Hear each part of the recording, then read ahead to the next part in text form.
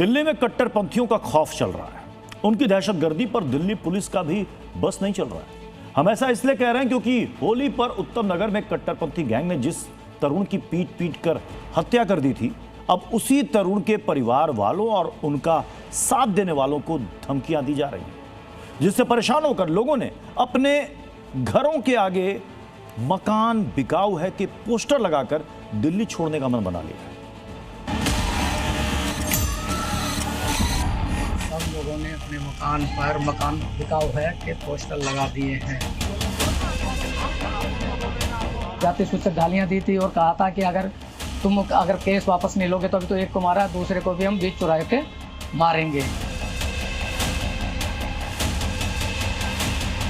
ये दोबारा भी हमारे बच्चों पे अटैक कर सकते हैं, तो इसलिए हम यहाँ से दूसरी जगह कहीं सेफ जगह जाना चाहते हैं। बयानों में झलक रही दहशत पोस्टर बनकर अब उत्तम नगर की जे कॉलोनी की इन दीवारों पर चस्पा हो चुकी है। मकान बिकाऊ है कि ये पोस्टर चीख चीख कर गवाही दे रहे हैं कि यहाँ रहने वाले दहशत की किस दुनिया में जी रहे हैं। ऐसा क्यों है, अब वो भी जान लीजिए। इसी जे कॉलोनी में होली के दिन तरुण की कट्टरपंथियों ने हत्या कर दी थी। आरोपियों के रिश्तेदार तरुण के घर वालों के साथ अब दूसरे लोगों को धमका रहे हैं। जैसे तरुण को मारा उसी तरह औरों को भी मारेंगे जैसी धमकियां दी जा रही हैं।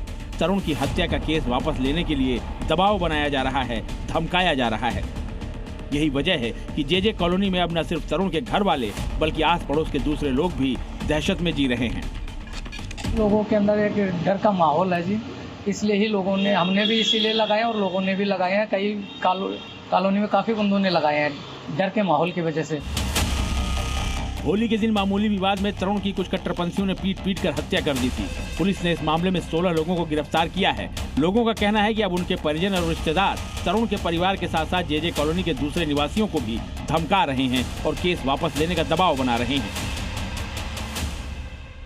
जो हमारे बच्चे को इन्होंने मार दिया है, उसके बाद भी ये दोबारा आके हमारे भाभी को कुछ आई थी लेडी से, वो आरोपी परिवार की, वो हमारी भाभी को धमकी दी थी, जाति सूचक गालियां दी थी और कहा था कि अगर तुम केस वापस नहीं लोगे तो अभी तो एक को मारा, दूसरे को भी हम बीच चौराहे पे मारेंगे।